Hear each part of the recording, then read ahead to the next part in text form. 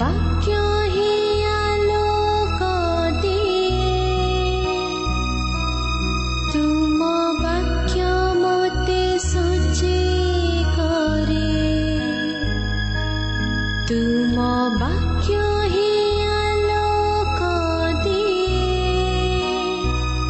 ତୁମ ବାକ୍ୟ ମୋ ପ୍ରଦୀପ, ପଥ କଢ଼ାଇ ନିଏ, ଦୁର୍ଗମ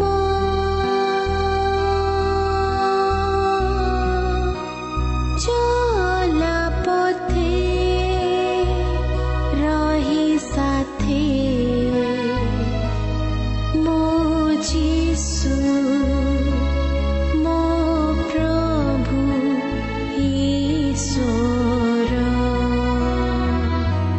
ମୋ ଯୀଶୁ ମୋ ପ୍ରଭୁ ଈଶ୍ୱର।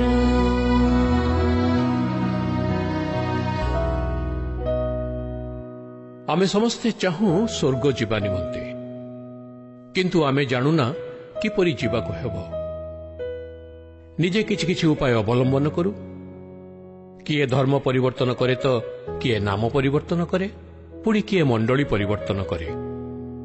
एही सीडी माध्यमरे प्रभुंकर मनोनीत दास भाई निरंजन तुरु अति सरल भावरे ईश्वरଙ୍କ वाक्य बाइबल रे प्रभु जीशु ख्रीष्ट देइथिबा शर्तगुड़िक एकाठी करी एक संतुलित संवाद स्वर्ग जीवा निमंते शर्त एही सीडी रे उपस्थापन करिसंती।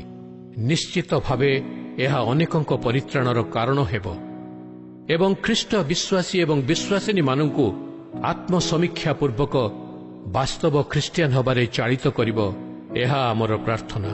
संवादटी सुनिबा समय रे जदि संभव आपण दयाकरी बाइबल खोला रखंतु।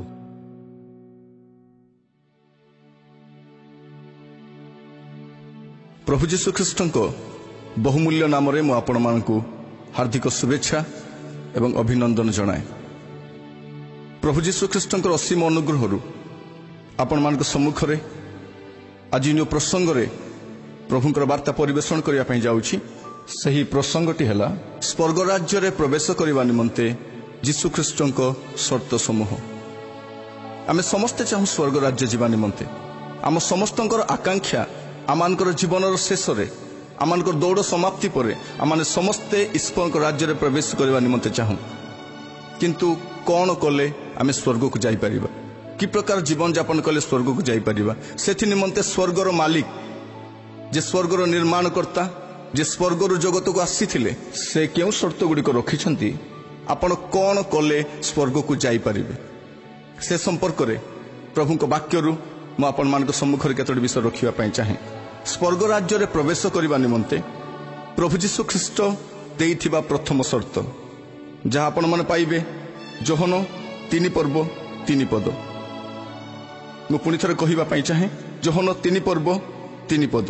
एठारे एही परि लेखा जाए, जीशु तांको उत्तर देले, सत्य सत्य मु तुमको कहूअछि, पुनर्बार जन्म न हेले केही ईश्वरଙ୍କ राज्य देखि पारे नाही। स्वर्ग राज्य रे प्रवेश करिवा निमंते प्रथम शर्तटी दउछंती, ताहा होछि पुनर्जन्म। पुनर्जन्म प्राप्त न हेले केही ईश्वरଙ୍କ राज्य देखि पारे नाही। प्रिय बंधु, पुनर्जन्म आपण जदि जन्म हुवंती आपण भारतर नागरिक बा अन्य कोनोसी देशर नागरिक होई पारंती, किंतु पुनर्जन्म प्राप्त न हेले आपण ईश्वरଙ୍କ राज्यर अधिकारी होई पारिबे नाही। ईश्वरଙ୍କ राज्य जीवा निमंते आपनको पुनर्जन्म प्राप्त होबाको पड़िबो। हुए तो आपण कोनोसी सम्भ्रांत परिवार जन्म ग्रहण करिसंती, हुए तो आपण ख्रिस्टियान परिवार जन्म ग्रहण करिसंती, ख्रिस्टियान परिवार लालित पालित होइसंती, किंतु ताहा यथेष्ट नुहे। स्वर्ग राज्य रे प्रवेश करिवा निमंते प्रथम शर्तटी हेला पुनर्जन्म प्राप्त होबा। एई कथाटी प्रभु काहारी को कहउचंती, जदि आपण एक पदर देखिबे जोहन 3 पर्व 1 पद लिखा जाए। फारुसी मानक मध्यरे निकोदेम नामक जणे व्यक्ति थिले, से जिहुदी मानक जणे नेता। एठारे हम देखुछु जे निकोदेम जीशुଙ୍କ निकटକୁ आसुछंती आ प्रभु जीशु ख्रीष्ट निकोदेम को एही कथा कहउचंती जे तुमे पुनर्जन्म न हेले ईश्वरଙ୍କ राज्य देखि न पारो। ଯୀଶୁ ଯଦି ସମୀରଣିଆ ସ୍ତ୍ରୀକୁ କହିଥାନ୍ତେ, ଯକ୍ଷକୁ କହିଥାନ୍ତେ, ବ୍ୟଭିଚାର ଦୋଷରେ ଧରା ପଡ଼ିଥିବା ସେ ସ୍ତ୍ରୀ ଲୋକକୁ କହିଥାନ୍ତେ, ଆମେ ଭାବିଥାନ୍ତୁ ପ୍ରଭୁ ଠିକ୍ ଲୋକକୁ କହିଛନ୍ତି।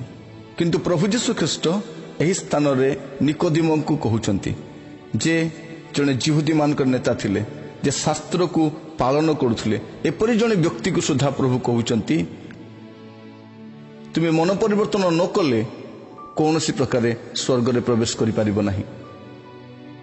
ନିକୋଦିମ ଯେ ଯିହୁଦୀମାନଙ୍କର ଜଣେ ନେତା ଥିଲେ ଏବଂ ଫାରୁସୀ ଥିଲେ। ପ୍ରିୟ ବନ୍ଧୁ, ଫାରୁସୀମାନେ ସେମାନେ ଯେଉଁମାନେ ମଶାଙ୍କର ଲିଖିତ ଏବଂ କଥିତ ବ୍ୟବସ୍ଥାକୁ ଅକ୍ଷରେ ଅକ୍ଷରେ ପାଳନ କରୁଥିଲେ। ମଶା ସେମାନଙ୍କୁ 613ଟି ପାଳନୀୟ ବିଧି ଦେଇଥିଲେ। ଯେଉଁ ପାଳନୀୟ ବିଧି ଗୁଡ଼ିକ ସମ୍ପୂର୍ଣ୍ଣ ଭାବରେ ପାଳନ କରୁଥିବା ଜଣେ ବ୍ୟକ୍ତି ହେଉଛନ୍ତି ନିକୋଦିମ।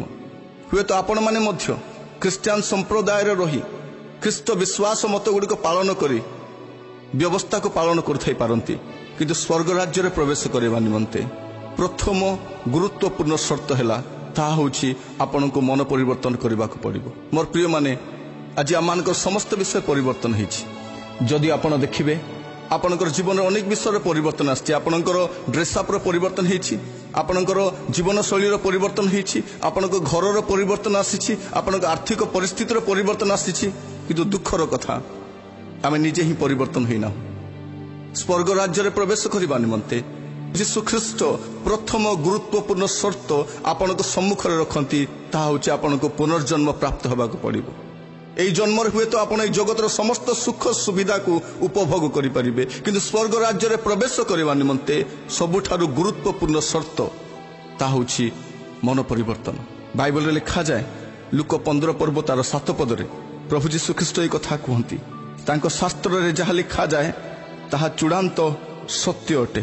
ପ୍ରିୟ ବନ୍ଧୁ, ଆପଣ ହୁଏତ ଜଗତରେ ସମସ୍ତ ବିଷୟରେ ଆଜି ସୁଖ ସମୃଦ୍ଧିରେ ବାସ କରୁଛନ୍ତି, ଆପଣ ନିଜେ ଆନନ୍ଦ ଉପଭୋଗ କରୁଛନ୍ତି, କିନ୍ତୁ ବାଇବଲ ଏକଥା ସ୍ପଷ୍ଟ ଭାବରେ କୁହେ ଯେ ଜଣେ ପାପୀର ମନ ପରିବର୍ତ୍ତନରେ ସ୍ୱର୍ଗରେ ଅଧିକ ଆନନ୍ଦ ହୁଏ। ଆପଣଙ୍କ ପୁଅ ଝିଅ ଚାକିରି କଲେ, ଭଲ ନମ୍ବର ରଖି ପାସ୍ କଲେ, ଡକ୍ଟର ହେଲେ, ଇଞ୍ଜିନିୟର ହେଲେ, ଆଇଏଏସ୍ ଅଫିସର ହେଲେ, ଓଏସ୍ ହେଲେ କିମ୍ବା ବୈଜ୍ଞାନିକ ହେଲେ ଆପଣ ଖୁସି ହୋଇପାରନ୍ତି, କିନ୍ତୁ ସ୍ୱର୍ଗର ପରମେଶ୍ୱର ଖୁସି ହୁଅନ୍ତି ନାହିଁ।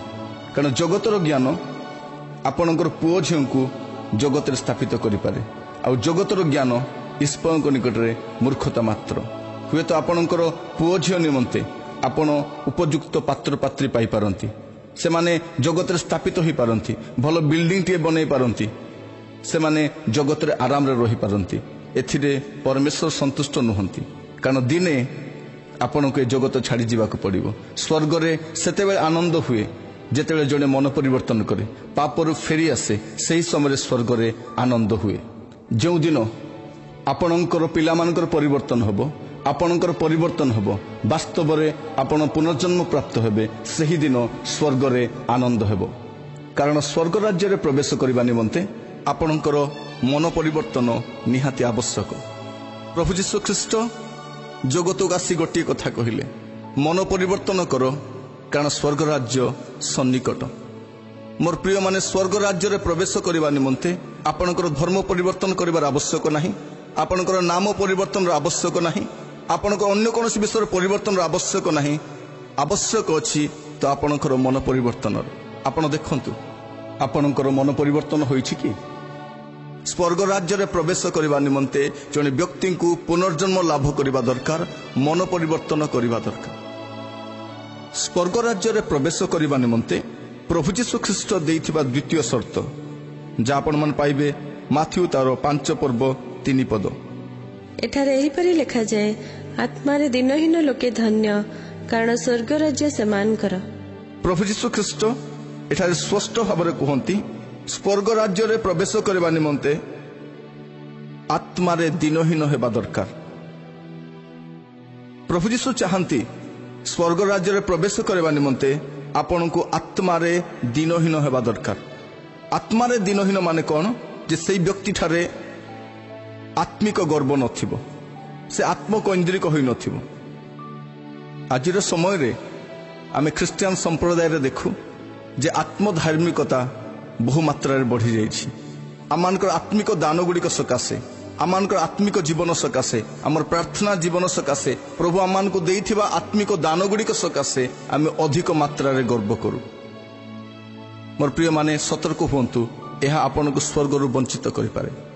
आपण हुए तो अन्य मान को रोगरु सुस्थ करि पारंती, आपण उत्तम भाव वाक्य परिचर्या करि पारुछंती, हुए तो प्रभु आपण मान को अनेक आत्मिक दान देइछंती, किंतु सेथि निमंते गर्व अनुभव करंतु नाही। कारण ईश्वरक बिना आपणक आत्मिक जीवन कौन मूल्य नहीं। तेणु से संपर्क में आपण को गर्व कर कौन आवश्यक नहीं। आज समय आम देखुचु जदि कहीं आमको कहब बंधु आपण प्रार्थना सकाशे मु सुस्थ होइछि, आपण प्रार्थना सकाशे मोर पदोन्नति होइछि, आपण प्रार्थना सकाशे मोर परिवार आर्थिक परिस्थिति सुदृढ़ होइछि, से समय आम दर्प करुछु हुए तो मोर प्रार्थना सकाशे ए प्रकार होइछि। लोक माने मध्य आमानकु अति मात्रा रे उत्साहित करंती, आमानकु प्रशंसा करंती, जा आमानकर फांद स्वरूप होइथाय। प्रिय माने ए समस्तर गौरव पाइबा पई प्रभु ही योग्य अटंती। आपनकर आत्मिक जीवन निमंते आपण दर्प करि परिबे नाही। कारण बाइबल स्पष्ट भाबरे कहे आत्मारे दीनहीन लोके धन्य, कारण स्वर्ग राज्य सेमानकर। आत्मारे दीनहीन हेबार द्वितीय अर्थटी होछि से आत्मकैंद्रिक होई नथिबो। आज समय आम ए विषय स्पष्ट भाव देखु जे प्रभु आमानकु जो विषय गुड़िक आशीर्वाद करिसंती, से विषय गुड़िक प्रति आमानकर गर्व अति मात्रा बढ़ी जाइछि। आमानकर कर्म क्षेत्र में प्रभु आमानकु आशीर्वाद करिसंती, आमानक पारिवारिक जीवन में आमानकु आशीर्वाद करिसंती, आमानकु पदोन्नति देइसंती, आमानकु जगत रे प्रतिष्ठा देइसंती। ए विषय रे आपण गर्व करंतु नाही, आत्मकैंद्रिक होंतु नाही, कहंतु नाही ए गुड़िक मो सकाशे हिछि, ए गृहटी मु निर्माण करिछि, ए चाकरी क्षेत्र में मु निजर स्वचेष्टार उन्नति साधन करिछि, मो पिला मानकु मु बढ़ेछि, ए समस्त मु करिछि। ए मु शब्दटी आपणक निमंते घातक स्वरूप होई पारे। प्रिय बंधु, हुए तो आपणकर आध्यात्मिक जीवन सकाशे बा आपणकर आर्थिक जीवन सकाशे आपण लाभवान होइचंती बा आपणक द्वारा अन्य माने लाभवान होइचंती, किंतु स्मरण रखंतु आत्मारे दिनहीन होबा दरकार। ए सकलर गौरव प्रभु पाइबा दरकार। जदि आपण प्रभु को गौरव न दी आपण ए गौरव निज निमंते संग्रह करुछंती, ए आपणक निमंते प्रमाद अटे। कारण प्रभु यीशु ख्रीष्ट स्पष्ट भाव में कहिसंती आत्मारे दीनहीन लोके धन्य, कारण स्वर्ग राज्य सेमानकर। प्रार्थना करंतु प्रभु जेपरि आपण मानको आत्मारे दीनहीन करंती। प्रभु यीशु ख्रीष्ट स्वर्ग राज्य रे प्रवेश करबा निमंते जो तृतीय शर्तटी देइछंती, ताहा हेला आपण माने पाई परिबे माथ्यू 5 पर्व 20 पद। एठारे एहिपरि लिखा जाए, कारण मु तुम मानकु कहुअछि तुम मानक धार्मिकता शास्त्री और फारुसी मानक धार्मिकता अपेक्षा अधिक बेसी न हेले तुम्हें माने कोनोसी प्रकार स्वर्ग राज्य रे प्रवेश करिब नाही। शास्त्री माने होउछंती जे माने बाइबल को कॉपी करंती, मोसांक व्यवस्था को जे माने लेखंती, जे माने तर्जमा करंती। एई गोष्ठीर लोक माने जे माने लीगल केस गुडाक बाइबल रे थिबा से धर्म कर्म गुडी को जे माने प्राधान्य दियंती, से माने होउछंती शास्त्री। आ फारुसी माने से माने जो माने मोसांकर लिखित एवं कथित व्यवस्था को पालन करंती। प्रभु यीशु ख्रीष्ट स्पष्ट भाव में कहती, हुए तो तुम उत्तम भाव में वाक्य को तर्जमा करुछ, वाक्य को अक्षर अक्षर पालन करुछ, लिखित व्यवस्था को तुम्हें पालन करुछ, किंतु मन रख ताहा यथेष्ट नुहे। आज समय आम ख्रीष्टियान संप्रदाय ए प्रकार अनेकों को देखु जे माने केवल रीतिमत भाव में बाइबल अध्ययन करती, बाइबल पाठ करती, बाइबल बुझाती, किंतु से वाक्य गुड़ी को जीवन रे प्रयोग करती नहीं। से मानकर पुलपिटर जीवन एवं घरे मंडली रे और बाहर से माने दुई प्रकार जीवन काटती, किंतु प्रभु यीशु ख्रीष्ट एठारे स्पष्ट भाव में कहती तुम्भ मानक धार्मिकता शास्त्री और फारुसी मानक धार्मिकता अपेक्षा अधिक बेसी न हेले कौन सी प्रकार स्वर्ग राज्य रे प्रवेश करि पारिबो नाही। प्रिय बंधु, प्रभु यीशु ख्रीष्ट केते गुरुत्वपूर्ण कथा कहउचंती। जदि एही कथा गुड़िक अन्य केही कहि थांते बा अन्य कौन सी शिष्य कहि थांते, हुए तो आपण कहि पारि थांते से कहिले कोन हेइ जिवो, से कोन स्वर्गर मालिक, से कोन हमकु स्वर्ग को नै पारिबो। किंतु एही स्थान रे आपण किछि कहि पारिबे नाही, କାରଣ ଯେ ସ୍ୱର୍ଗର ମାଲିକ ସେ ସ୍ୱର୍ଗରୁ ଆସିଥିଲେ ଏବଂ ଆପଣଙ୍କ ସମ୍ମୁଖରେ এই বাক্য গুড়িক সে কহুছন্তি শর্ত গুড়িক রখুছন্তি সে কোন কুহন্তি শাস্ত্রী ও ফারুসী মানଙ୍କର ধর্মকর্ম অপেক্ষা সেমানଙ୍କର জীবন অপেক্ষা তোমার জীবন যদি অধিক বেশি ন হুয়ে তাহলে তুমি কোনসি প্রকারে স্বর্গ রাজ্যে প্রবেশ করি পারিব না। প্রিয় বন্ধু, বর্তমান আপন বসি নিজ জীবনকে সমীক্ষা করিকে দেখন্তু আপন যে জীবন কাটুছন্তি তাহা কোন কেবল নাম মাত্রকে ধর্মকর্ম পালন করিবা, ରୀତିମତ ଭାବରେ ବାଇବଲ ଧ୍ୟାନ କରିବା ଏବଂ ଗୋଟିଏ ଧାରା ପ୍ରକାର ଜୀବନ କାଟୁଛନ୍ତି ନା ତାଠାରୁ ଅଧିକ ବେଶୀ ଅଟେ। ଯଦି ଏହି ବାକ୍ୟକୁ ଆପଣ ବୁଝିବା ପାଇଁ ଚାହାନ୍ତି ପ୍ରକାଶିତ ବାକ୍ୟ 22 ପର୍ବ 11 ପଦ ଆପଣ ପଢ଼ନ୍ତୁ। ଏଠାରେ ଏହିପରି ଲେଖାଯାଏ, ଯେ ଅଧର୍ମଚାରୀ ସେ ଆହୁରି ଅଧର୍ମଚରଣ କରୁ, ଯେ ଅଶୁଚି ସେ ଆହୁରି ଅଶୁଚି ହେଉ, ପୁଣି ଯେ ଧାର୍ମିକ ସେ ଆହୁରି ଧର୍ମାଚରଣ କରୁ, ଯେ ପବିତ୍ର ସେ ଆହୁରି ପବିତ୍ର ହେଉ। ଏଠାରେ ପ୍ରଭୁ ଯୀଶୁ ଖ୍ରୀଷ୍ଟ ସ୍ପଷ୍ଟ ଭାବରେ କୁହନ୍ତି ଯେ ସ୍ୱର୍ଗ ରାଜ୍ୟକୁ ଯିବା ନିମନ୍ତେ ଆପଣଙ୍କୁ ଧାର୍ମିକ ହେବାକୁ ପଡ଼ିବ ନାହିଁ, ଆପଣଙ୍କୁ ଅଧିକ ଧାର୍ମିକ ହେବାକୁ ପଡ଼ିବ, ଆପଣଙ୍କୁ ଅଧିକ ପବିତ୍ର ହେବାକୁ ପଡ଼ିବ। ଆମ୍ଭେମାନେ ଏହି ଦିନମାନଙ୍କରେ ଅନେକ ବିଷୟ ଗୁଡ଼ିକ ଉପରେ ସଚେତନ ଅଟୁ।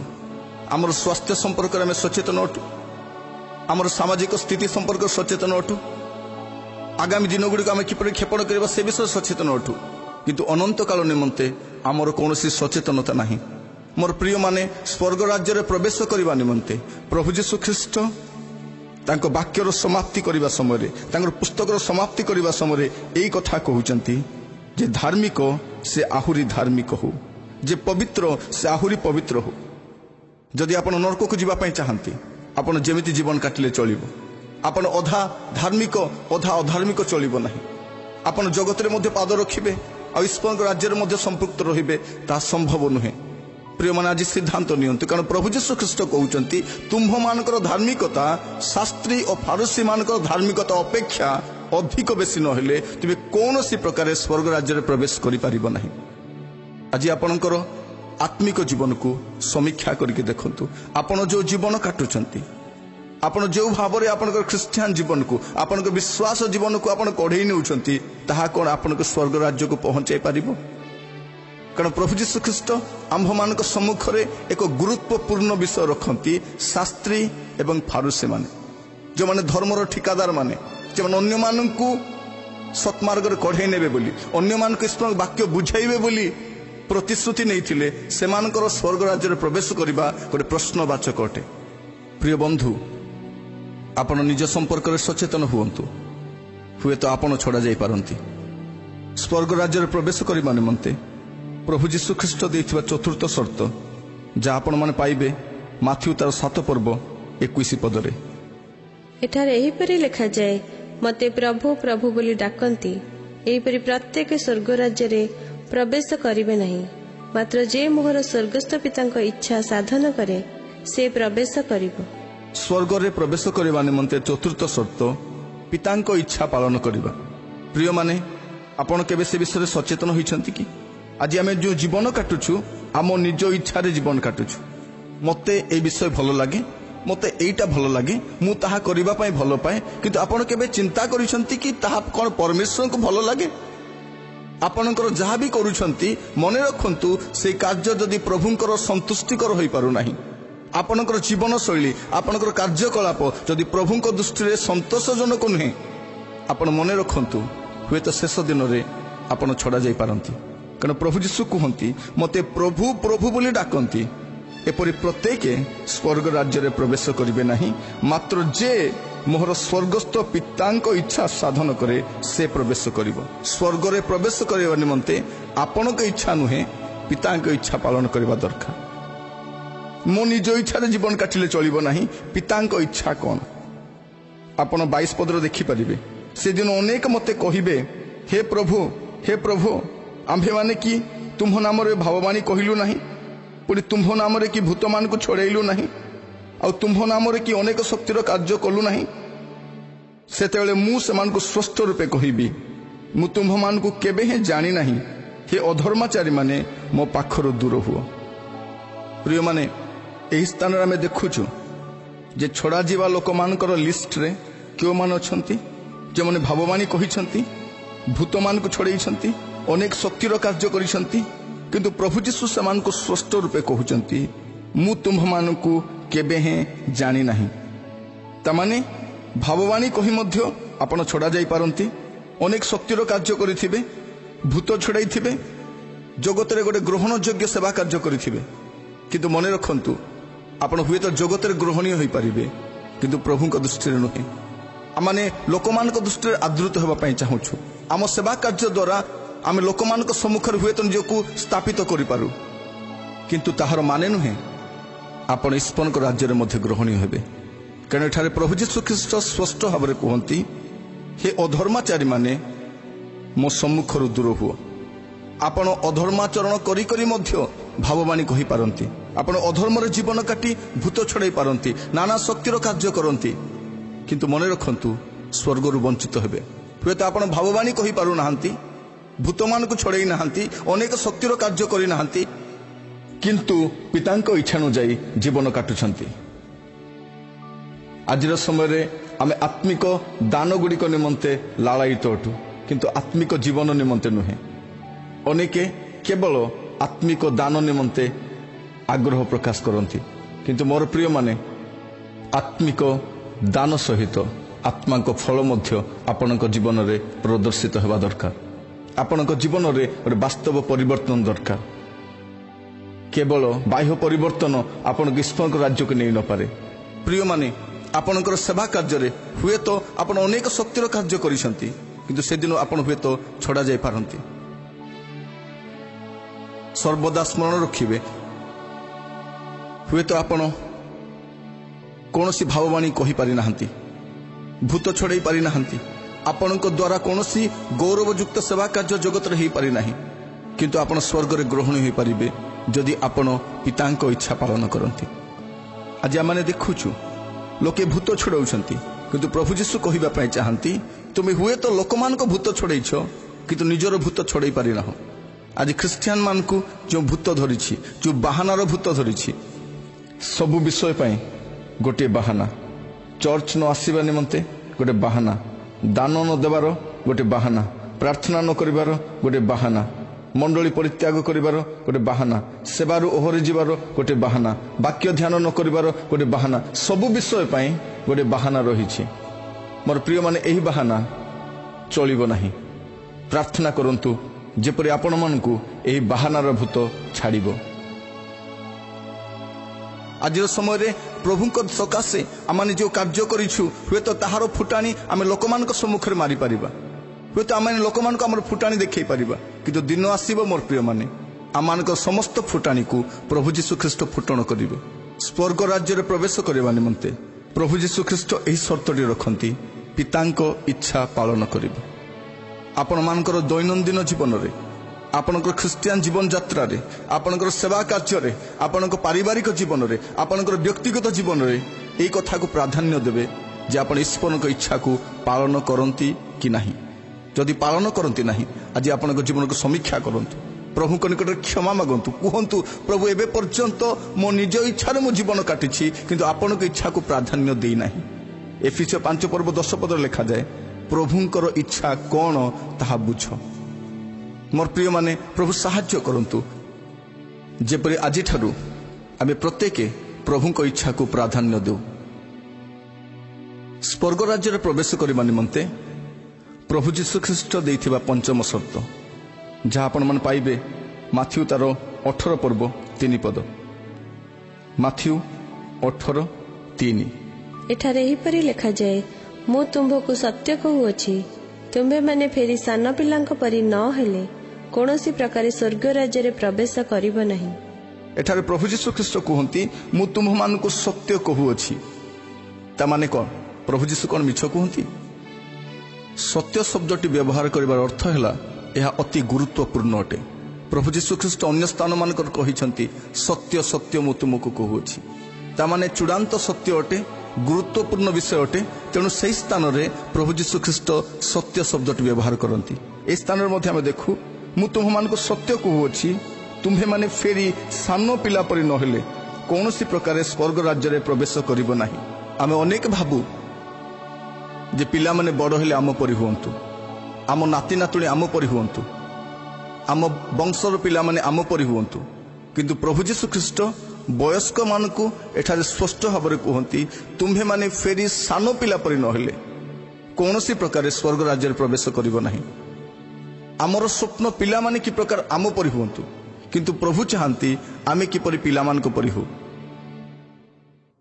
ଅନେକ ଥର ଆମେ ଅନ୍ୟମାନଙ୍କ ସହିତ ଶାନ୍ତିରେ ରହିପାରିନଥାଉ, ଅନେକ ଥର ଆମେ କ୍ଷମା ଦେଇପାରିନଥାଉ। ଆମର ବୟସ ବଢ଼ିବା କ୍ରମରେ ଆମମାନଙ୍କର ଜୀବନଶୈଳୀ ମଧ୍ୟ ବଦଳୁଛି, କିନ୍ତୁ ପ୍ରଭୁ ଆମକୁ ଗୋଟିଏ କଥା କୁହନ୍ତି, ତୁମେ ସାନ ପିଲା ପରି ନହେଲେ କୌଣସି ପ୍ରକାରେ ସ୍ୱର୍ଗ ରାଜ୍ୟରେ ପ୍ରବେଶ କରିପାରିବ ନାହିଁ। ଆମ୍ଭମାନଙ୍କର ଆଚରଣ ଏବଂ ଉଚ୍ଚାରଣ ମଧ୍ୟରେ ଅତି ମାତ୍ରାରେ ପାର୍ଥକ୍ୟ ଦେଖାଯାଏ, କିନ୍ତୁ ଆପଣ ଶିଶୁମାନଙ୍କୁ ଦେଖିବେ ସେମାନଙ୍କ ଆଚରଣ ଯେପରି ଉଚ୍ଚାରଣ ମଧ୍ୟ ସେହିପରି। ପ୍ରଭୁ ଆମମାନଙ୍କୁ ସାହାଯ୍ୟ କରନ୍ତୁ, ଆଜି ପରଠାରୁ ଆମମାନେ ସାନ ପିଲା ପରି ହେବା। ଆମମାନଙ୍କର ଆଚରଣ ଏବଂ ଉଚ୍ଚାରଣ ଏକାଥରକେ ଗୋଟିଏ ଲାଇନରେ ଯେପରି ଯାଇପାରିବ ସେଥି ନିମନ୍ତେ ଆମମାନେ ସଚେତନ ହେବା। ପ୍ରିୟମାନେ, ପ୍ରଭୁ ଯୀଶୁଖ୍ରୀଷ୍ଟ ଆମମାନଙ୍କ ସମ୍ମୁଖରେ ଏହି ସର୍ତ୍ତ ରଖନ୍ତି, ଫେରି ସାନ ପିଲା ପରି ହେବା। ପ୍ରଭୁ ଆମମାନଙ୍କୁ ପ୍ରତ୍ୟେକଙ୍କୁ ଆଶୀର୍ବାଦ କରନ୍ତୁ।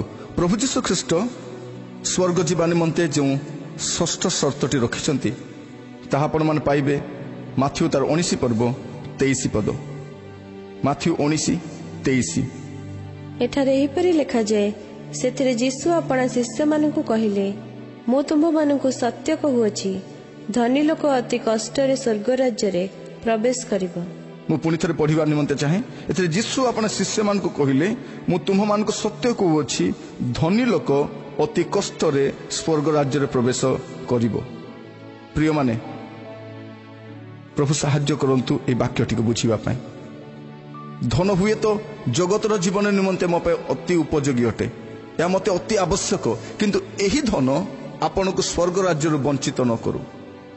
ଏହି ଧନର ମାୟାରେ ଆପଣ ଫସି ନ ଯାଆନ୍ତୁ। ଏ ସାଂସାରିକ ଚିନ୍ତାରେ ଲିପ୍ତ ହୋଇ ଆପଣଙ୍କ ଅନନ୍ତକାଳୀନ ନିବାସକୁ ଆପଣ ହରାନ୍ତୁ ନାହିଁ। ପ୍ରିୟମାନେ, ଧନ ଲୋଭ ସମସ୍ତ ଅନିଷ୍ଟର ମୂଳ କାରଣ। ତେଣୁ ବାଇବଲରେ ଲେଖାଯାଏ, ସମସ୍ତ ପ୍ରକାର ଲୋଭରୁ ସାବଧାନ। ପ୍ରଭୁ ଯୀଶୁ କୁହନ୍ତି, ସମସ୍ତ ପ୍ରକାର ଲୋଭରୁ ସାବଧାନ, କାରଣ ଯେଉଁଠାରେ ତୁମର ଧନ ସେଇଠାରେ ତୁମର ମନ, ଆଉ ଧନ ହେଉଛି ନାଟର ଗୋବର୍ଦ୍ଧନ। ମୋର ପ୍ରିୟମାନେ, ପ୍ରଭୁ ଆପଣଙ୍କୁ ମୋତେ ସାହାଯ୍ୟ କରନ୍ତୁ ଯେପରି ଧନ ଲୋଭ ଆମମାନଙ୍କୁ ସ୍ୱର୍ଗ ରାଜ୍ୟରୁ ବଞ୍ଚିତ ନ କରୁ। କାରଣ ଧନ ଲୋଭକୁ ବାଇବଲରେ ଦେବପୂଜକ ସହିତ ତୁଳନା କରାଯାଏ। ଏଫେସୀୟ 5 ପର୍ବ 5 ପଦରେ ଆମେ ଦେଖୁ ଯେ ଏମାନେ ସ୍ୱର୍ଗ ରାଜ୍ୟର ଅଧିକାରୀ ହେବେ ନାହିଁ। ଆପଣଙ୍କର ଧନ ବିଷୟରେ କ'ଣ? ଆପଣଙ୍କର ଧନକୁ ଆପଣ କି ପ୍ରକାର ନିୟନ୍ତ୍ରଣ କରନ୍ତି? ଆପଣଙ୍କ ଧନ ବିଷୟରେ ଆପଣଙ୍କର ମତାମତ କ'ଣ? କ'ଣ ଏହି ଧନ ଆପଣଙ୍କୁ ଈଶ୍ୱରଙ୍କ ରାଜ୍ୟରୁ ବଞ୍ଚିତ କରିବ ନା ଆପଣଙ୍କୁ ଈଶ୍ୱରଙ୍କ ରାଜ୍ୟ ନିମନ୍ତେ ପ୍ରସ୍ତୁତ କରୁଛି? ଆଦ୍ୟ ମଣ୍ଡଳୀର ଖ୍ରୀଷ୍ଟ ବିଶ୍ୱାସୀମାନେ ଯଦି ଧନକୁ ଏତେ ସାମାନ୍ୟ ମନେ କରୁଥିଲେ, ଆମେ ଶେଷ କାଳର ଖ୍ରୀଷ୍ଟ ବିଶ୍ୱାସୀମାନେ ଧନକୁ ଏତେ ପ୍ରାଧାନ୍ୟ କ'ଣ ଦେଇପାରିବା? ପ୍ରିୟମାନେ, ଧନ ଆପଣଙ୍କ ସ୍ୱର୍ଗ ରାଜ୍ୟରେ ଯିବା ନିମନ୍ତେ ଏକ ଗୁରୁତ୍ୱପୂର୍ଣ୍ଣ ବିଷୟ ଅଟେ। ସେ ସମ୍ପର୍କରେ ସଚେତନ ହୁଅନ୍ତୁ, କାରଣ ପ୍ରଭୁ ଯୀଶୁଖ୍ରୀଷ୍ଟ ଯେଉଁ ସର୍ତ୍ତଟି ଦେଇଛନ୍ତି ତାରି ମଧ୍ୟରେ ଧନ ମଧ୍ୟ ସମ୍ପୃକ୍ତ ଅଟେ। ବାଇବଲରେ ଧନ ସମ୍ପର୍କରେ 2172 ଥର ଲେଖାଯାଇଛି, ଯାହା ପ୍ରେମ ଠାରୁ 3 ଗୁଣ ଅଧିକ ଏବଂ ପ୍ରାର୍ଥନା ଠାରୁ 7 ଗୁଣ ଅଧିକ ଥର ଲେଖାଯାଇଛି। ପ୍ରିୟମାନେ, ଧନ ଆପଣଙ୍କୁ ଈଶ୍ୱରଙ୍କ ରାଜ୍ୟରୁ ବଞ୍ଚିତ କରିବ ନାହିଁ ତ? ସେ ସମ୍ପର୍କରେ ଆପଣ ନିଜ ଜୀବନକୁ ସମୀକ୍ଷା କରି ଦେଖନ୍ତୁ। ସ୍ୱର୍ଗ ରାଜ୍ୟରେ ପ୍ରବେଶ କରିବା ନିମନ୍ତେ ସପ୍ତମ ସର୍ତ୍ତ, ଯାହା ଆପଣମାନେ ପାଇବେ ମାଥ୍ୟୁ 5 ପର୍ବ 10 ପଦ। ଧାର୍ମିକତା ନିମନ୍ତେ ତାଡ଼ନା ପ୍ରାପ୍ତ ଲୋକେ ଧନ୍ୟ, କାରଣ ସ୍ୱର୍ଗ ରାଜ୍ୟ ସେମାନଙ୍କର। ସ୍ୱର୍ଗ ରାଜ୍ୟରେ କେଉଁମାନେ ପ୍ରବେଶ କରିପାରିବେ? ଯେଉଁମାନେ ଧାର୍ମିକତା ନିମନ୍ତେ ତାଡ଼ନା ପ୍ରାପ୍ତ ହୋଇଅଛନ୍ତି। ପ୍ରିୟମାନେ, ଯଦି ଆପଣ ଗୋଟେ ଧାର୍ମିକ ଜୀବନ ଯାପନ କରିବା ନିମନ୍ତେ ଚାହାନ୍ତି, ଆପଣଙ୍କୁ ତାଡ଼ନା ମଧ୍ୟ ଦେଇ ଯିବାକୁ ପଡ଼ିବ। 11 ପଦ ଲେଖାଯାଏ, ଲୋକେ ଯେବେ ତୁମ୍ଭମାନଙ୍କୁ ମୋ ସକାଶେ ନିନ୍ଦା ଓ ତାଡ଼ନା କରନ୍ତି, ପୁଣି ମିଥ୍ୟାରେ ତୁମ୍ଭମାନଙ୍କ ବିରୁଦ୍ଧରେ ନାନା ପ୍ରକାର ମନ୍ଦ କଥା କୁହନ୍ତି, ତେବେ ତୁମ୍ଭେମାନେ ଧନ୍ୟ। ଆନନ୍ଦ କର ଓ ଉଲ୍ଲସିତ ହୁଅ, କାରଣ ସ୍ୱର୍ଗରେ ତୁମ୍ଭମାନଙ୍କର ପୁରସ୍କାର ପ୍ରଚୁର। ସେହିପରି ତ ସେମାନେ ତୁମ୍ଭମାନଙ୍କର ପୂର୍ବବର୍ତ୍ତୀ ଭାବବାଦୀମାନଙ୍କୁ ତାଡ଼ନା କରିଥିଲେ। ଏଠାରେ ଆମେ ଦେଖୁ ଯେ ତାଡ଼ନା ଖ୍ରୀଷ୍ଟିଆନ ଜୀବନର ଅଭିନ୍ନ ଅଙ୍ଗ ଅଟେ। ମୁଦ୍ରାର ଦୁଇଟି ପାର୍ଶ୍ୱ ପରି ଖ୍ରୀଷ୍ଟିଆନର ଜୀବନର ଅପର ପାର୍ଶ୍ୱରେ ନିଶ୍ଚୟ ଆପଣ ତାଡ଼ନାକୁ ଦେଖିବେ। ତାଡ଼ନା ବିନା ଖ୍ରୀଷ୍ଟିଆନ ଜୀବନ ନାହିଁ। ହୁଏତ ଆପଣ ବର୍ତ୍ତମାନ ତାଡ଼ିତ ନୁହନ୍ତି, କିନ୍ତୁ ଆପଣଙ୍କର ଜୀବନ ଯାତ୍ରାରେ ଆପଣ ନିଶ୍ଚୟ ତାର ସାମ୍ନା କରିବେ। ଆପଣ ଯେତେବେଳେ କ୍ରୁଶରେ ହତ ଯୀଶୁଙ୍କୁ ଗ୍ରହଣ କରିଛନ୍ତି, ତାହେଲେ ନିଜେ କ୍ରୁଶକୁ ବହନ କରି ତାଙ୍କ ପଛରେ ଯିବାକୁ ପଡ଼ିବ। ସେଦିନ କ୍ରୁଶରେ ହତ ଯୀଶୁଙ୍କୁ ଆପଣ ଗ୍ରହଣ କଲେ, କିନ୍ତୁ ଆଜି ଆପଣଙ୍କୁ ନିଜକୁ କ୍ରୁଶ ବହନ କରି ଯିବାକୁ ପଡ଼ିବ। ପ୍ରଭୁ ଯୀଶୁଖ୍ରୀଷ୍ଟ ତାଙ୍କର ଅନୁଗାମୀମାନଙ୍କୁ କୁହନ୍ତି, ତୁମ୍ଭମାନଙ୍କର ମସ୍ତକର ସମସ୍ତ କେଶ ହିଁ ଗଣାଯାଇଅଛି। ପ୍ରଭୁ ଯଦି ଆପଣଙ୍କ ନିମନ୍ତେ ଏତେ ଯତ୍ନ କରନ୍ତି, ତେବେ ତାଡ଼ନା ଆସିବା ସମୟରେ ବ୍ୟତିବ୍ୟସ୍ତ ହୁଅନ୍ତୁ ନାହିଁ। ପ୍ରତ୍ୟେକ ବାସ୍ତବ ଖ୍ରୀଷ୍ଟିଆନମାନଙ୍କୁ ତାଡ଼ନା ମଧ୍ୟ ଦେଇ ଯିବାକୁ ପଡ଼ିଥାଏ। 2 ତିମୋଥୀ 3:12 ପଦରେ ଲେଖାଯାଏ, ପ୍ରକୃତରେ ଯେଉଁମାନେ ଖ୍ରୀଷ୍ଟ ଯୀଶୁଙ୍କ ସହଭାଗିତାରେ ଧର୍ମ ଜୀବନ ଯାପନ କରିବାକୁ ଇଚ୍ଛା କରନ୍ତି, ସେମାନେ ତାଡ଼ନା ଭୋଗ କରିବେ। ବାଇବଲ ଏକଥା ସ୍ପଷ୍ଟ ଭାବରେ କୁହେ ଯେ ଆପଣଙ୍କୁ ତାଡ଼ନା ମଧ୍ୟ ଦେଇ ଯିବାକୁ ପଡ଼ିବ। 1 ପିତର 4 ପର୍ବ ତାର 13 ପଦରୁ ଯଦି ଆପଣ ପଢ଼ିବା ପାଇଁ ଆରମ୍ଭ କରିବେ, ଆପଣମାନେ 17 ପଦ 16 ପଦ ମଧ୍ୟରେ ଆପଣ ଦେଖିପାରିବେ, ଲେଖାଯାଏ, ଯେଉଁ ପରିମାଣରେ ଖ୍ରୀଷ୍ଟଙ୍କ ଦୁଃଖ ଭୋଗର ସହଭାଗୀ ହେଉଅଛ, ସେହି ପରିମାଣରେ ଆନନ୍ଦ କର, ଯେପରି ତାହାଙ୍କ ମହିମା ପ୍ରକାଶ ହେବା ସମୟରେ ମଧ୍ୟ ତୁମ୍ଭେମାନେ ମହାନନ୍ଦରେ ଆନନ୍ଦିତ ହେବ। ଯଦି ତୁମ୍ଭେମାନେ ଖ୍ରୀଷ୍ଟଙ୍କ ନାମ ସକାଶେ ନିନ୍ଦିତ ହୁଅ, ତାହେଲେ ତୁମ୍ଭେମାନେ ଧନ୍ୟ, କାରଣ ଗୌରବମୟ ଆତ୍ମା ଅର୍ଥାତ୍ ଈଶ୍ୱରଙ୍କ ଆତ୍ମା ତୁମ୍ଭମାନଙ୍କଠାରେ ଅଧିଷ୍ଠାନ କରୁଅଛନ୍ତି। ଏଣୁ ତୁମ୍ଭମାନଙ୍କ ମଧ୍ୟରୁ କେହି ହତ୍ୟାକାରୀ କି ଚୋର କି ଦୁରାଚାରୀ କି ଅନଧିକାର ଚର୍ଚ୍ଚାକାରୀ ହୋଇ ଦଣ୍ଡ ଭୋଗ ନ କରୁ, କିନ୍ତୁ କେହି ଯଦି ଖ୍ରୀଷ୍ଟିଆନ ହେବାରୁ ଦଣ୍ଡ ଭୋଗ କରେ, ତାହେଲେ ସେ ଲଜ୍ଜାବୋଧ ନ କରୁ, ବରଂ ସେହି ନାମ ହେତୁରୁ ଈଶ୍ୱରଙ୍କର ମହିମା କୀର୍ତ୍ତନ କରୁ। ପ୍ରିୟମାନେ, ଯୁଗ ଯୁଗ ଧରି ଖ୍ରୀଷ୍ଟିଆନ ତାଡ଼ିତ ହୋଇଛି, ନିନ୍ଦିତ ହୋଇଛି, ଅପମାନିତ ହୋଇଛି, କିନ୍ତୁ ତାର ତାଡ଼ନା ତାର ଧାର୍ମିକତାକୁ କମାଇ ଦେଇନାହିଁ। ଯୁଗ ଯୁଗ ଧରି ଧାର୍ମିକମାନେ ତାଡ଼ିତ ହୋଇଛନ୍ତି। ତେଣୁ ପ୍ରଭୁ ଯୀଶୁଖ୍ରୀଷ୍ଟ କହୁଛନ୍ତି, ଧାର୍ମିକତା ନିମନ୍ତେ ତାଡ଼ନା ପ୍ରାପ୍ତ ଲୋକେ ଧନ୍ୟ, କାରଣ ସ୍ୱର୍ଗ ରାଜ୍ୟ ସେମାନଙ୍କର। ପ୍ରଭୁ ଆପଣଙ୍କୁ ତାଙ୍କର ଚକ୍ଷୁରୁ ପିତଳା ସମାନ ନ୍ୟାୟ କରନ୍ତି। ତେଣୁ ପାଉଲ କୁହନ୍ତି, ଖ୍ରୀଷ୍ଟଙ୍କ ପ୍ରେମରୁ ଆମ୍ଭମାନଙ୍କୁ କିଏ ବିଚ୍ଛିନ୍ନ କରିପାରେ? ଆପଣ ଏବଂ ମୁଁ ଯେଉଁମାନେ ଯୀଶୁଙ୍କର ଅନୁଗମନ କରୁ, ଆମମାନେ ଦୁଃଖ ସହ୍ୟ କରିବା ନିମନ୍ତେ ଆହୁତ ହୋଇଅଛୁ। ତେଣୁ ଯେଉଁ ପରିମାଣରେ ଦୁଃଖ ଭୋଗ ଆସୁଅଛି, ସେହି ପରିମାଣରେ ଆନନ୍ଦ ମଧ୍ୟ କରୁ। ତାଡ଼ନା ଆପଣଙ୍କୁ ପ୍ରଭୁଙ୍କ ପ୍ରେମରୁ ଦୂରକୁ ନ ନେଉ, କାରଣ ଆପଣ ତାଡ଼ିତ ହୁଅନ୍ତି ସତ, କିନ୍ତୁ ଆପଣଙ୍କ ସକାଶେ ସ୍ୱର୍ଗରେ ମହାନନ୍ଦ ସଞ୍ଚିତ ହୋଇ ରହିଅଛି। ତେଣୁ ଲୋକମାନେ ଯେତେବେଳେ ତାହାଙ୍କ ସକାଶେ ଆପଣଙ୍କୁ ନିନ୍ଦା ତାଡ଼ନା କରନ୍ତି, ପୁଣି ମିଥ୍ୟାରେ ଆପଣମାନଙ୍କ ବିରୁଦ୍ଧରେ ନାନା ପ୍ରକାର ମନ୍ଦ କଥା କୁହନ୍ତି, ସେତେବେଳେ ଆପଣମାନେ ଧନ୍ୟ, ଆନନ୍ଦ କରନ୍ତୁ, ଆଗକୁ ବଢ଼ନ୍ତୁ। ଆପଣମାନେ ଭାଙ୍ଗି ପଡ଼ିବାର ଆବଶ୍ୟକ ନାହିଁ, କାରଣ ପ୍ରଭୁ ଆପଣଙ୍କୁ କେବେ ପରିତ୍ୟାଗ କରିବେ ନାହିଁ। ଆପଣଙ୍କୁ କେବେ ସେ ପରିତ୍ୟାଗ କରିବେ ନାହିଁ।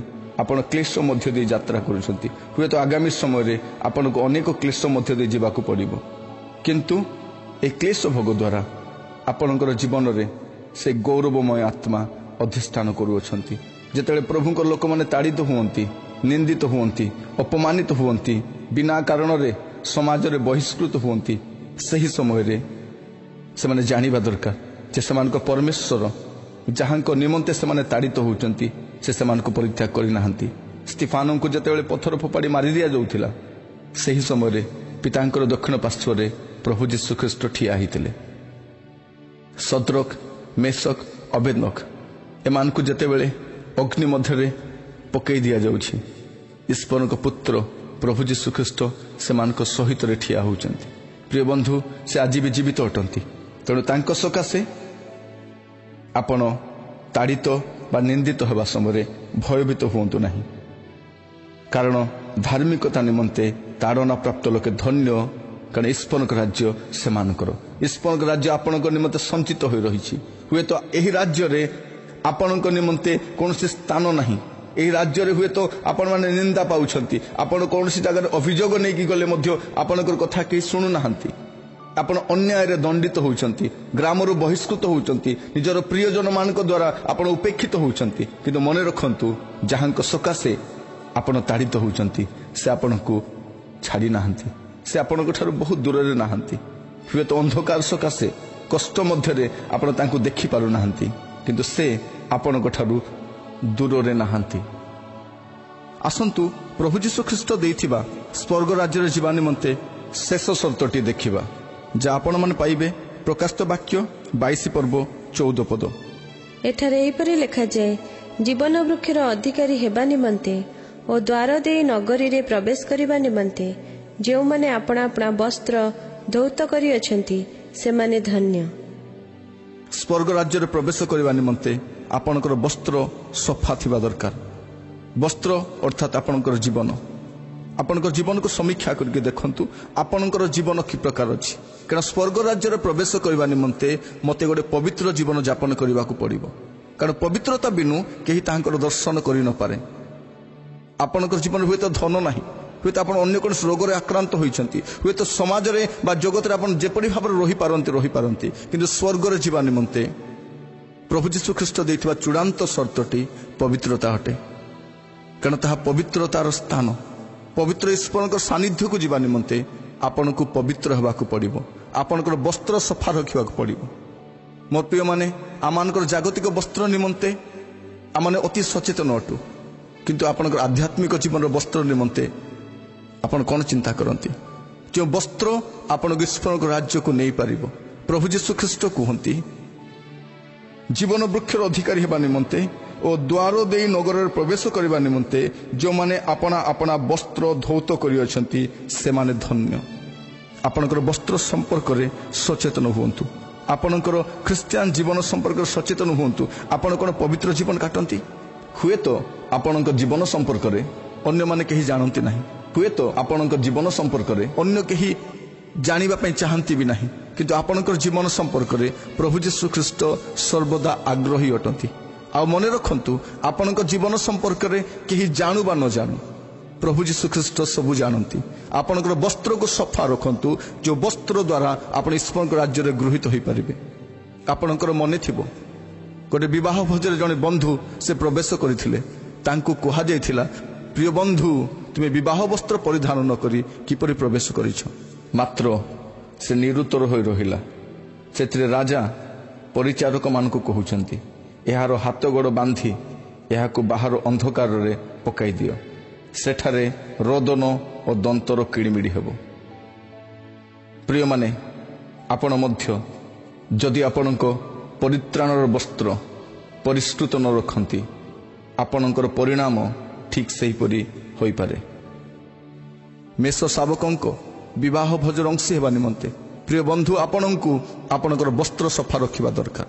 ଆପଣଙ୍କର ଜୀବନକୁ ସମୀକ୍ଷା କରିକି ଦେଖନ୍ତୁ, ଆପଣଙ୍କର ବସ୍ତ୍ର କି ପ୍ରକାର ଅଛି, ଆପଣଙ୍କର ଜୀବନ କି ପ୍ରକାର ଅଛି, ଆପଣଙ୍କର ଗୁପ୍ତ ଜୀବନ କି ପ୍ରକାର ଅଛି। ଆପଣ ଯେଉଁଭଳି ଭାବରେ ଜୀବନ ଯାପନ କରୁଛନ୍ତି ତା ଦ୍ୱାରା କ'ଣ ଈଶ୍ୱରଙ୍କ ରାଜ୍ୟରେ ପ୍ରବେଶ କରିପାରିବେ କି?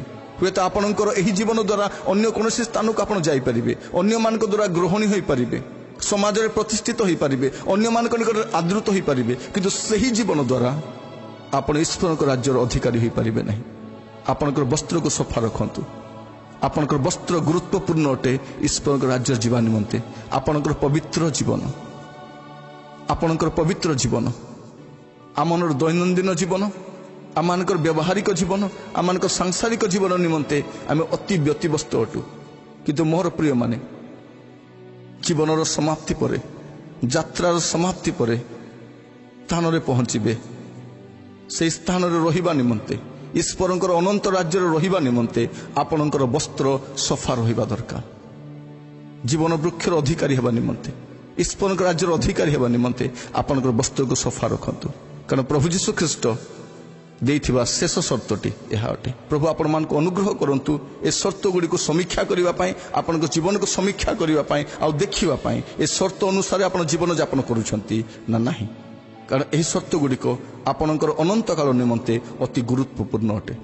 ଆସୁ ଆମେ ନିଜକୁ ସମୀକ୍ଷା କରୁ, ବାକ୍ୟର ଆଲୋକରେ ଆମ ଜୀବନକୁ ସମୀକ୍ଷା କରି ଦେଖୁ। ପ୍ରଭୁ ଯୀଶୁଖ୍ରୀଷ୍ଟ ଯେଉଁ ସର୍ତ୍ତଗୁଡ଼ିକ ରଖିଛନ୍ତି ତାହା ମୁଁ ପାଳନ କରୁଛି କି? ହୁଏତ ସେ ସର୍ତ୍ତଗୁଡ଼ିକୁ ଏଥିପୂର୍ବରୁ ମୁଁ ପ୍ରାଧାନ୍ୟ ଦେଇନାହିଁ। ଆସୁ ଚକ୍ଷୁ ବନ୍ଦ କରୁ ଏବଂ ପ୍ରାର୍ଥନା ମାଧ୍ୟମରେ ନିଜକୁ ସମର୍ପଣ କରୁ। ଆମ୍ଭମାନଙ୍କ ନିମନ୍ତେ ପ୍ରଭୁଙ୍କ ଦାସୀ ମନିତା ବେହେରା ପ୍ରାର୍ଥନା କରିବେ। ଆପଣମାନଙ୍କ ନିମନ୍ତେ ସେ ପ୍ରାର୍ଥନା କରିବା ସମୟରେ ଆପଣ ମଧ୍ୟ ପ୍ରଭୁଙ୍କ ହସ୍ତରେ ସମର୍ପିତ ହୁଅନ୍ତୁ ଏବଂ ଈଶ୍ୱରଙ୍କ ରାଜ୍ୟର ଅଧିକାରୀ ହେବା ନିମନ୍ତେ ନିଜ ଜୀବନକୁ ସଜାଡ଼ି ନିଅନ୍ତୁ। धन्यवाद धन्यवाद धन्यवाद प्रभु पवित्र महानाम धन्यवाद दौचु प्रभु तुम्हें राज मान राजा प्रभु मान प्रभु देव मान देव से कोटि कोटि धन्यवाद दौचु प्रभु तुम्हें दया कर अनुग्रह कर बापा कोटि कोटि धन्यवाद दौचु प्रभु दयालु परमेश्वर पराक्रांत बापा बोली धन्यवाद दौची प्रभु दया कर आमाने जेपरी प्रस्तुत जीवन काटबू प्रभु पवित्र जीवन काटबू प्रभु से आम को साहाय्य कर अनुग्रह कर प्रभु आम को से शिशु मान परि अंतकरण दियो प्रभु आम को दया कर अनुग्रह कर प्रभु ओ प्रभु आम को साहाय्य कर आम को अनुग्रह कर गौरवनीय प्रभु हालेलुया प्रभु आमाने पारुनु प्रभु आम को दया कर hallelujah glory to hallelujah hallelujah आमाने जेपरि प्रभु पवित्र जीवन काटी पारिबु सेहीपरि आशीर्वाद कर प्रभु आमाने जेपरि से स्वर्ग राज्य प्रवेश करि पारिबु प्रभु सेहीपरि आमान को प्रस्तुत जीवन काटिबा पई दियो आमान को प्रभु दया कर आज आमाने प्रभु आत्मारी गर्पी हो जाइए प्रभु आमान को प्रभु दया कर प्रभु ओ बापा से जगतर धन विषय आमाने दौड़ुचु प्रभु आमान को दया कर आमान जेपरि से जीशु धन को धरी चली पारिबु सेहीपरि आमान को दया कर प्रभु आमान को साहाय्य कर अनुग्रह कर हाँ प्रभु तुम्हें जितेबाला आसब प्रभु से समय प्रभु आम जेपरि तुम सम्मुखें ठिया पारिबु ओ बापा तुम्हें जिते मेघमाला दे गमन कर प्रभु सेतेबेले प्रभु तुम वाक्य कहे प्रत्येक चक्षु तुमको दर्शन कर हालेलुया ग्लोरी टू हालेलुया आम जेपरि प्रभु से दिन ओ प्रभु तुम को से दर्शन करूँ से आम को प्रस्तुत जीवन काटिबा पई दियो आम जेपरि से स्वर्ग राज्य प्रवेश करूँ से आम को दया कर प्रभु जो माने आज वाक्य शुणी प्रभु प्रत्येक को तुम्हें आशीर्वाद कर प्रत्येक को से पवित्र जीवन यापन करने तुम्हें साहाय्य कर अनुग्रह कर प्रभु को तुम्हें दया कर प्रत्येक को तुम्हें आशीर्वाद कर बापा जो माने आज वाक्य शुणी प्रति जन जेपरि तुमर से स्वर्ग राज्य प्रवेश करें से तुम्हें दया कर अनुग्रह कर आमाने मध्य से स्वर्ग राज्य प्रवेश करूँ से आम को दया कर प्रभु को तुम दास को निज संपूर्ण भाव समर्पण करी आगमन करुवा प्रभु यीशु नाम रे मागुअछि आमेन।